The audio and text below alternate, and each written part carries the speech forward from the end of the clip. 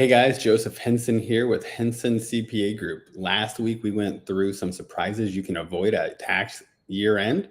And this week we're going to go through some things about the balance sheet. So without any further ado, let's talk about debt decisions, smart borrowing for equipment, expansion, and growth. What every veterinary clinic owner needs to know. Again, I'm Joseph Henson CPA with Henson CPA Group. I appreciate you being here today, and I will see if we can't make the best use of our time. Why this topic matters. Why should you, as a clinic owner, care about where and how your equipment is purchased, financed, and amortized? Most clinics use debt at some point, whether that be for equipment, real estate, or working capital. A smart borrowing can fuel growth, but poor debt choices can crush profits. It does not matter if you have $1 million clinic. If you have $100,000, $200,000, $300,000 worth of loan payments every year you're making, that will crush your clinic. There is a thing of good debt versus bad debt. I don't like debt, but I understand there are times when debt is necessary. One of those times is to fund assets that generate revenue, whether that is equipment or expanding your clinic so that you can see more patients, hire another doctor, something along those lines. When is it bad? To cover ongoing losses or unneeded spending. A lot of times, not all the time, you're covering losses because you don't have the cash flow. And if you look at your balance sheet and your income statement, you can see that you as an owner are potentially taking out too much money and that your interest payments are already hurting you. You could be having an issue of not enough revenue generation for the number of employees you have. But the key question you want to have is, will this debt help the clinic make more money than it truly costs? Again, we've talked about it before. Just because you can afford the payment you feel doesn't mean you should. Common types of veterinary debt. Equipment loans. These are one of the most common. They can help you with x-ray machines, surgical equipment, lab equipment. These are all great things to look at spending money on. And sometimes it makes sense to take a loan out so you can keep your working capital on hand. Real estate loans. This can be for buying a new clinic space or expanding what you have and you need some cash for a build out of the clinic. Lines of credit for seasonal or short-term cash needs. If you know that the fall time is a slower time for you because people are getting prepared for Christmas, you see fewer patients at this time, it's not uncommon for veterinarian clinics and the owners to take out a line of credit so that you can weather that. Through good planning, you can mitigate this by not necessarily needing a line of credit, but just putting away some revenue and some bottom line cash just in case you need it later on. Credit cards are another type of debt that a lot of people don't think about. Hey, I make this payment. I try to pay it off every month. If you have a revolving credit on that credit card, though, you're paying anywhere from 20 to 30% interest on that, and it will demolish any sort of bottom line you hope to have. It is the highest cost and also the riskiest form of loan. Evaluating equipment purchases. You should always ask yourself 3, 4, 5 questions when it comes to buying a new piece of equipment. I'm going to go through 4 of them. There are others. If you really want to talk through those, feel free to hit me up. But the first thing you want to think of, does the equipment improve your efficiency or expand services?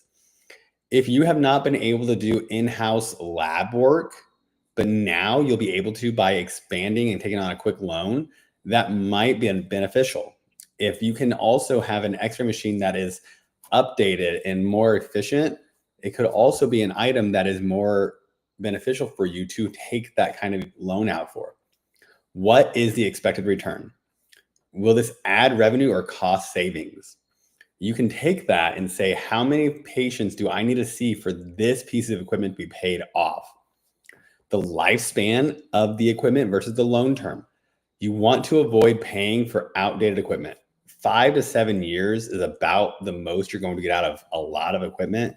So if you're paying on something for 7, 10 years, you know it's probably time to look at doing a different sort of equipment upgrade and not financing it for such long terms. Just like in your personal life, when you go buy a car, they want to try to push you into a 84-month, 72-month loan on a vehicle that's going to potentially be traded in 3 to 5 years. You have to treat this the same way. So one example is new imaging unit and it will help you create a higher diagnostic revenue. You'll be more efficient. And then through that, you can see more patients in a row. Expansion loans. Are you looking at getting a new location or a remodel? This is a big decision, and this can cost you a lot with debt. You want to make sure you are able to cash flow as much as possible while also maintaining a good buffer in your account. Analyze the demand. Can the community support an expanded clinic? Are you already at capacity and wanting to expand? Does this community have 3, 4, 5 veterinarians within 10 minutes of most homes? Is this a good location? You can have a study done for this a lot of times, but that's going to be one of the things that says, does this make sense? You also need to factor in staffing and operating costs beyond the loan payment. It's not just the money that's going to be on paper for you. You have to think about the fact that if you expand and take another 3 rooms on, do you need another veterinarian?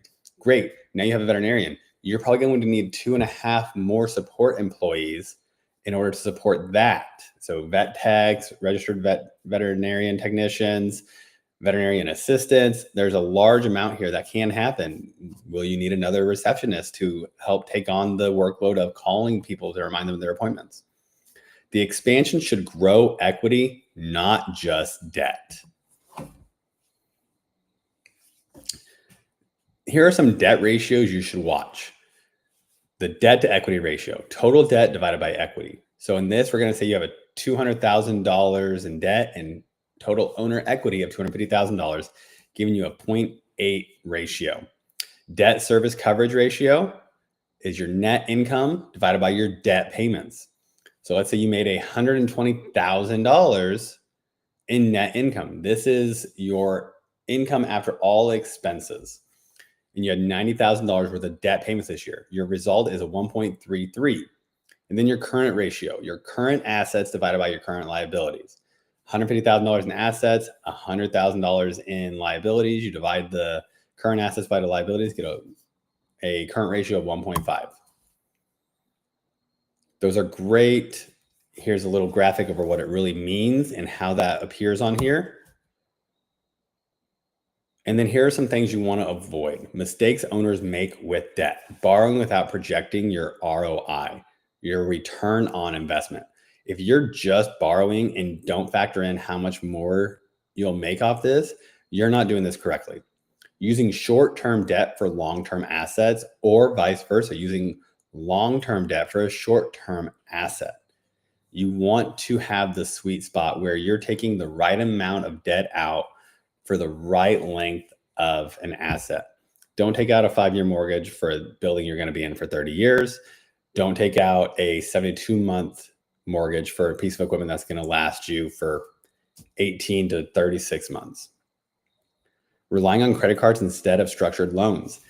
These are a trap that can hurt you. Even refinancing credit cards and rolling those into a longer term loan can help you. You need to run numbers on that. We're happy to help you with that. Not the restructuring it, but to look and see if it makes sense. Because of the fact that there are a lot of predatory lenders out there, credit card companies are beneficial in some instances. But if you aren't paying that off every month in full, they are not something you want to be using to run your clinic. Expanding too soon, stretching cash flow thin. If you are expanding at a rate that doesn't seem manageable because, hey, we don't have an infrastructure here, we don't really have the clientele to do this, we're just hoping they come in, you will stretch your cash flow very thin, making it hard to sustain that growth. Smart borrowing habits. Always match your debt terms to asset lifespan. If something's going to last you 36 months, you need to make sure your loan is right around the 36 months. Stress test the clinic's cash flow before signing. What do we mean by this? Look at what your cash flow currently is. If you are making $10,000 in an extra cash flow a year, which means, hey, we started the year with $50,000, we're ending the year with $60,000. take into account what your payment would be. Is it $1,250 because this is a large equipment purchase? If it is, you're now going to have a negative cash flow, making you feel the pinch of every penny coming in, wondering why you're still showing potentially a profit, but having no cash in the bank. Refinance when interest rates or terms improve. They've already done one rate cut this year. They're looking at potentially one or two more this year. Waiting for those and restructuring a debt that you paid 9 to 10% on 2 years ago can be extremely beneficial. Keep an emergency reserve instead of maxing credit. You're much better off making smart choices early on. And I know that's so easy to say, but around what you're buying and using a cash reserve instead of having to use as much credit as possible, maxing out your line of credit, maxing out your home equity line, refinancing your mortgage. These are all things, or your credit card. These are all things you need to look at. The right debt can accelerate growth. The wrong debt can hold your clinic back. If you're planning an equipment purchase or expansion, let's walk through the numbers together, especially being the last quarter of the year. If you're trying to reduce your taxes and mitigate any sort of tax bill coming up in March and April next year, let's chat about that to make sure that's what makes sense. I'm Joseph Henson with Henson CPA Group. We are the veterinary financial experts. You can reach us at joseph@hensoncpagroup.com. Our website is www.hensoncpagroup.com.